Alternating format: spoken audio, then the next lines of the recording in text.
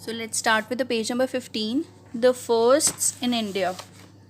For century, Indians have done some pioneering work in many different fields and have made a name for themselves as well as for the nation. So given below the description and the images of some of the India's great. अब हम इस lesson में कुछ उन लोगों के बारे में पढ़ेंगे जिन्होंने कुछ एक्नॉलेज किया, कुछ पहचान बनाई, नेशन की भी, राष्ट्र की भी और अपनी भी.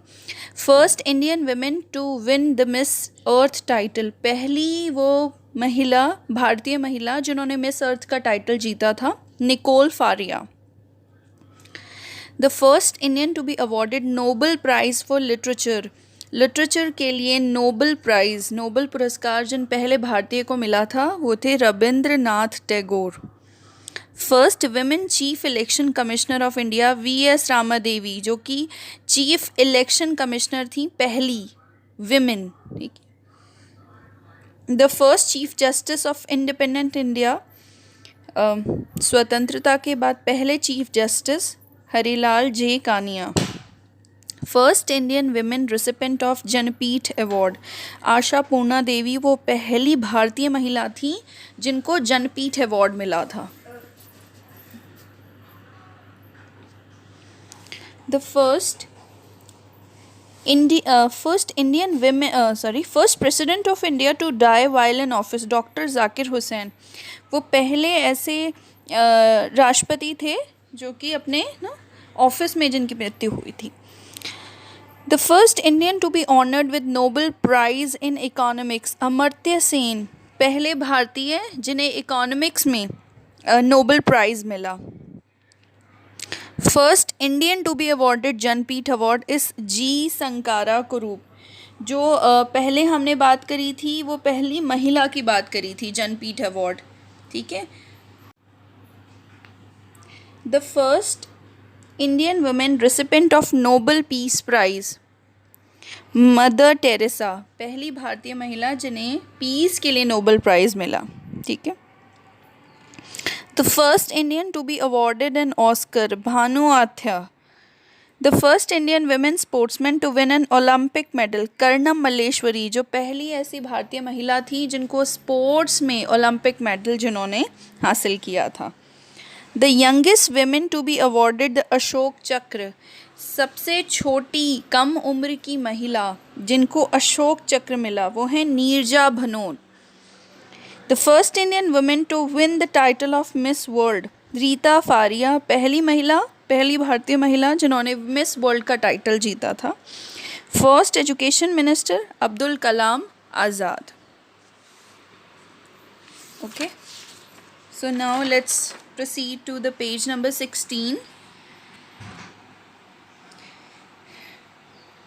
Union Territories is an administrative unit of Republic of India and is directly governed by the central government. आपको पता है दो सरकार होती है, राज्य सरकार और केंद्र सरकार. आपको ज़्यादा अच्छे से पता होगा क्योंकि आप सोशल साइंस में ये पढ़ चुके हैं, है ना. जो राज्य सरकार होती हैं यानी कि state government, they take decision regarding the state. और ये जो केंद्रीय सरकार होती है ये यूनियन टेरिटरीज़ को हैंडल करती हैं. ठीक है. तो ये जो यूनियन टेरिटरीज़ होती हैं they are directly governed by the central government. Now let's talk about this. The city is the first plan city in India. So पहली ऐसी सिटी जो कि प्लान सिटी थी. यहाँ पर Rock Garden, Sukhna Lake, bird sanctuary है, ये कि बहुत ज़्यादा पॉपुलर टूरिस्ट डेस्टिनेशन है. So we are talking about Chandigarh. And also it is the administrative capital of Haryana and Punjab. The city was converted into a union territory in 1956. It is situated on the bank of river Yamuna. The city has some great place to see. ये city जो है यमुना के किनारे बसी हुई है. Lotus Temple, Bangla Sahib, Humayun tomb, Jama Masjid, India Gate, ये सारे यहाँ के टूरिस्ट डेस्टिनेशंस हैं. And we are talking about the capital Delhi. The scenic city is located between Maharashtra and Gujarat. Maharashtra और गुजरात के बीच में ये सिटी है. और this place is popular tourist destination in western India and is just a few kilometers away from the city of Daman. दमन से थोड़ी ही दूर है ये। इट हैज़ प्लेजेंट क्लाइमेट और इसकी कैपिटल सिलवासा है। हम बात कर रहे हैं दादरा और नगर हवेली की। Dotted with exotic beaches, natural beauty, Portuguese church, fort, etc. Its region is located in the western coast of India. India के वेस्टर्न कोस्ट पर एक ऐसी जगह है जहाँ पर बहुत खूबसूरत बीचेस हैं, पोर्चुगीज़ के बनाए हुए चर्चेस हैं। We are talking about Daman and दियो। The city is used to be a French colony and is located on the coastline of India. This place is dotted with beaches and walkways and is very popular tourist destination in South India. It's Pondicherry. ये किसी समय पर French की colonies हुआ करता था। आपको अगर याद हो कि जो फ्रेंच है वो आए थे, उन्होंने अपनी कॉलोनीज़ इस्टेब्लिश करी थी, उनके बाद ब्रिटिशर्स आए थे, लेकिन जो ब्रिटिशर्स हैं उन्होंने फ़्रेंच को अपने पाँव जमाने ही नहीं दिए, जबकि फ़्रेंच लोग पहले आए थे यहाँ पर। So next is these group of island located in Indian ocean.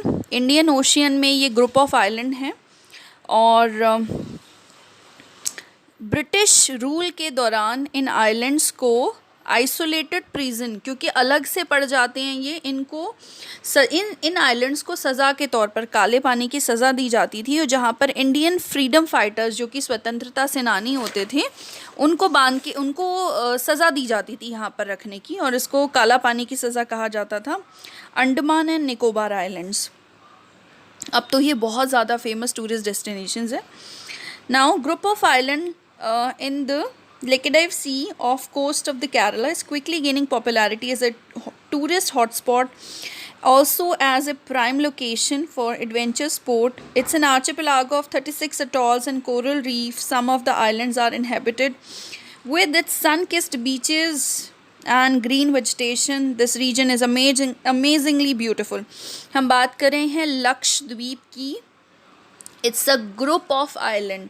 अगर हम लक्षद्वीप, लक्ष का मतलब आपको पता होगा 100, और द्वीप किसको कहते हैं हिंदी में? आइलैंड्स को। आइलैंड्स को हिंदी में द्वीप कहा जाता है। तो 100 द्वीप जो हैं छोटे छोटे आइलैंड्स के ग्रुप हैं, जिसमें से सिर्फ कुछ में ही लोग रहते हैं, और ये बहुत ही ज़्यादा पॉपुलर टूरिस्ट डेस्टिनेशन है।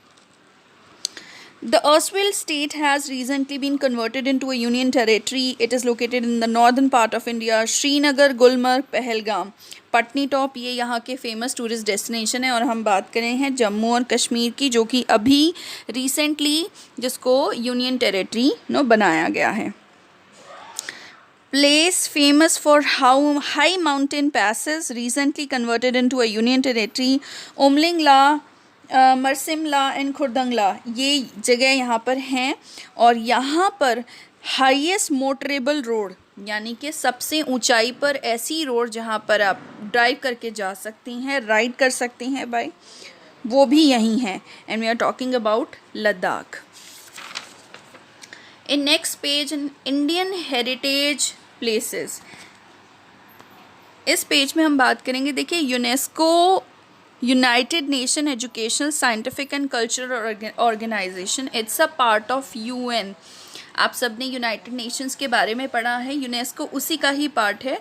और जो आर्कियोलॉजिकल इम्पोर्टेंस या हिस्टोरिकल सिग्निफिकेंस की जो साइट्स होती हैं, जिनका हमारे हिस्ट्री से, हमारी आर्कियोलॉजी, हमारी कंस्ट्रक्शन से, आर्किटेक्चर से बहुत पुरानी चीज़ें हैं हमारी हिस्ट्री से रिलेटेड, तो यूनेस्को उनको वर्ल्ड हेरिटेज साइट्स घोषित कर देती हैं। हमारे देश में भी ऐसी बहुत सारी हेरिटेज साइट हैं which are listed by UNESCO, like Agra fort which in Uttar Pradesh, Ajanta caves, Buddhist monument and Sanchi, churches and convents of Goa, Elephanta caves, Ellora caves, ये सभी महाराष्ट्र में है, फतेहपुर सीक्रेट्स इन उत्तर प्रदेश, और Humayun's tomb it's in Delhi, Khajuraho group of monuments it's in Madhya Pradesh, Qutub Minar and its monuments it's in Delhi, red fort Delhi, Taj Mahal Uttar Pradesh, sun temple Orissa, Kaziranga national park Assam. So ये बहुत सारी sites हैं जो कि यूनेस्को ने world. So in this page 18 and 19 there are some names only.